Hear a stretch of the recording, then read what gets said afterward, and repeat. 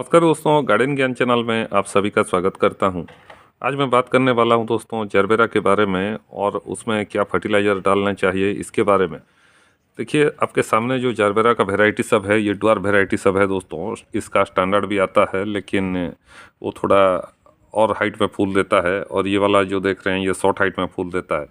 तो रंग बिरंगी जरबेरा लगाना चाहिए, और ये दोस्तों बहुत बढ़िया लगता है जब एक साथ खिलता है सब रंग का फूल। जरबेरा को मैं पिछले 12-14 साल से लगा रहा हूँ, लेकिन इतना अच्छा रिजल्ट कभी नहीं आया था दोस्तों।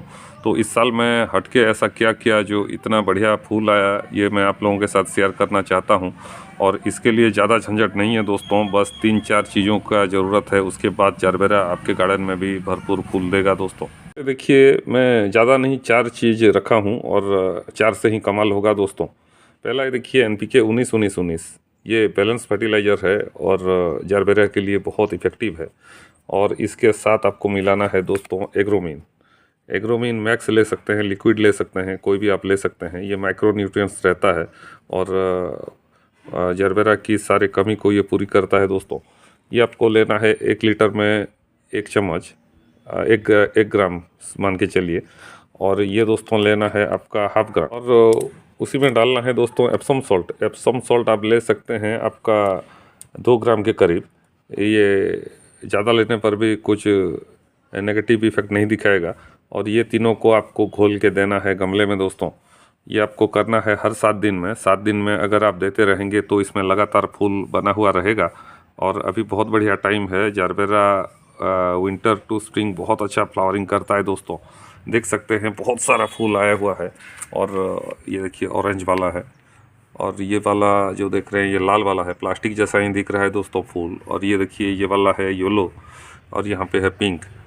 फूल का लास्टिंग बहुत ज़बरदस्त है, और फूल चलता है दोस्तों 15 से 20 दिन।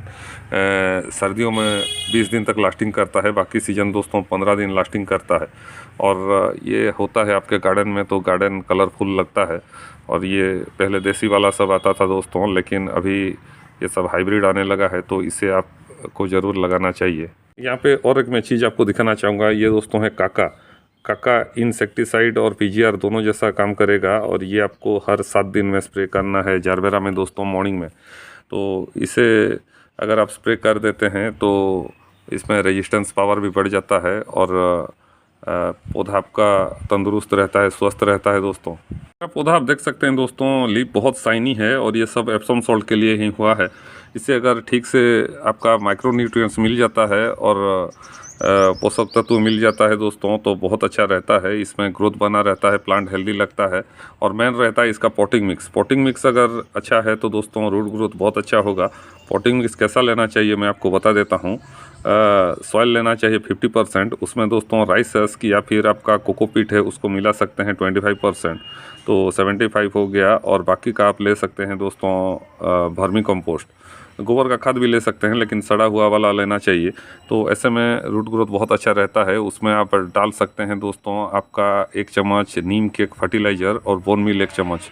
तो मस्टर्ड के फर्टिलाइज़र नहीं डालना चाहिए, उसमें फंगस लगता है दोस्तों। नीम के एक फर्टिलाइज़र डालना चाहिए, तो इसमें दोस्तों फंगस लगने का खतरा रहता है। इसका एक ही डिसएडवांटेज है, ये समर में दोस्तों ज़्यादा केयर मांगता है, समर में और रेनी सीजन में। उस टाइम आप फंगिसाइड का स्प्रे कीजिएगा रेगुलर। 2 टाइप का फंगिसाइड लीजिएगा, एक साप और एक आप ले सकते हैं ब्लाइटॉक्स या फिर बाविस्टीन जो भी है। तो आप इसको रोटेट करके स्प्रे कर सकते हैं, तो ऐसे में फंगस नहीं लगेगा और रॉट होने का चांस भी नहीं रहता है दोस्तों। नीचे आपका ड्रेनेज होल ठीक से रहना चाहिए, तो ये अच्छे से ग्रो करता है।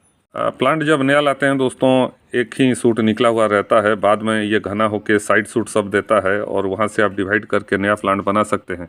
इसको हमेशा 2 जगह रखना चाहिए, क्योंकि एक जगह पे अगर आपका मर गया तो दूसरे जगह से आपका फिर बना लेते हो दोस्तों प्लांट।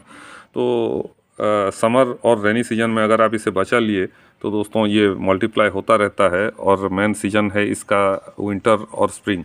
अभी बहुत ज़ोरदार ये फ्लावरिंग देगा, और एक एक फूल इसका लास्टिंग करेगा दोस्तों 15 से 20 दिन। पेटल काउंट भी देख सकते हैं, बहुत हैवी पेटल काउंट रहता है, और देखने में बहुत बढ़िया लगता है। जरबेरा, गुलाब और हिबिस्कस ये आपका गार्डन में होना चाहिए दोस्तों। और ये सब बहुत अच्छा पौधा है। अभी इसका प्राइस थोड़ा बढ़ गया है, पहले तो सस्ता में मिल रहा था, अभी इसका प्राइस हो गया है आपका 100 से लेकर 150 रुपया। और स्टैंडर्ड वेराइटी जो है वो आपको मिलेगा दोस्तों 250 से 300 रुपया। तो प्राइस को मत देखिए, एक बार आप लाते हैं तो दोस्तों ये बहुत दिन चलता है, सालों साल चलता है आपके पास। तो पेरिनियल प्लांट है, लेकिन इसे आप बचाना पड़ेगा दोस्तों, बचा सकते हैं तो बहुत बढ़िया है आपके लिए। जो मैं बताया दोस्तों, काका अगर आपके वहाँ नहीं मिलता है तो आप सुपर सोनाटा का यूज कर सकते हैं। सुपर सोनाटा हर 7 दिन में एक बार स्प्रे करना है। 1 लीटर पानी में आपको करीब 10 ड्रॉप्स या फिर 12 ड्रॉप्स लेके स्प्रे करना है पूरे प्लांट पर। NPK 19-19-19 और एग्रोमीन और एप्सम सॉल्ट जो बताया दोस्तों वो आप दे सकते हैं।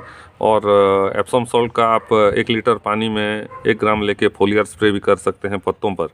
तो ये बहुत अच्छा रहता है जरबेरा के लिए। और मैं बहुत कुछ डाला था दोस्तों जरबेरा में, लेकिन इतना अच्छा रिजल्ट कभी नहीं आया था।